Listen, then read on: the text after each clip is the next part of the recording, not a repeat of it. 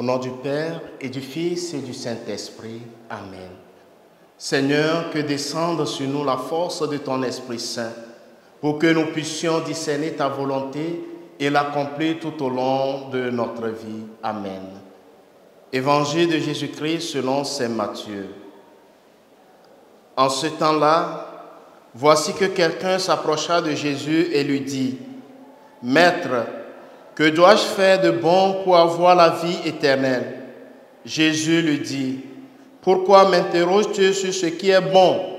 Celui qui est bon, c'est Dieu, et lui seul. Si tu veux entrer dans la vie, observe les commandements. » Il lui dit, « Lesquels ?» Jésus reprit, « Tu ne commettras pas de meurtre, tu ne commettras pas d'adultère, tu ne commettras pas de vol, tu ne porteras pas de faux témoignages. Honore ton père et ta mère, et aussi tu aimeras ton prochain comme toi-même. » Le jeune homme lui dit, « Tout cela, je l'ai observé, que me manque-t-il encore ?» Jésus lui répondit, « Si tu veux être parfait, va, vends ce que tu possèdes, donne-le aux pauvres, et tu auras un trésor dans les cieux. Puis, viens sur moi. » À ces mots, le jeune homme s'en alla tout triste, car il avait de grands biens.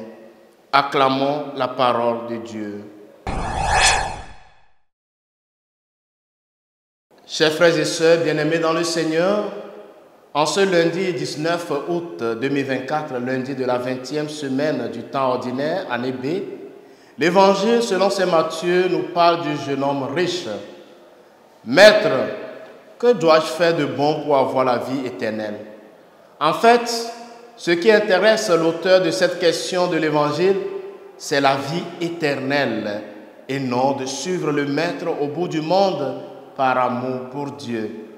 Ce jeune homme enthousiaste et bon religieux qui, devant l'invitation du Christ à le suivre, ne sent pas la force de laisser sa sécurité, ses biens, entre autres, et à sauter dans ce vide apparent qui consisterait à suivre le Christ, est toutefois convaincu que le vrai bonheur ne peut venir que de Dieu et il aspire de tout son cœur à ce bonheur. Cet évangile nous invite à bien comprendre qu'en dehors de Dieu, malgré nos nombreuses et riches possessions, il n'y a que peine et tristesse. Bien souvent, nous déployons beaucoup d'énergie et nous nous épuisons à aller chercher ailleurs, loin de Dieu et de l'Église, notre bonheur, et cela nous cause de nombreux problèmes, car le chemin de retour vers Dieu devient alors difficile. N'oublions jamais qu'il est le premier à vouloir notre bonheur. Revenons à lui de tout cœur et cessons d'être seulement des chrétiens du dimanche pour devenir de véritables disciples, missionnaires et amis du Christ.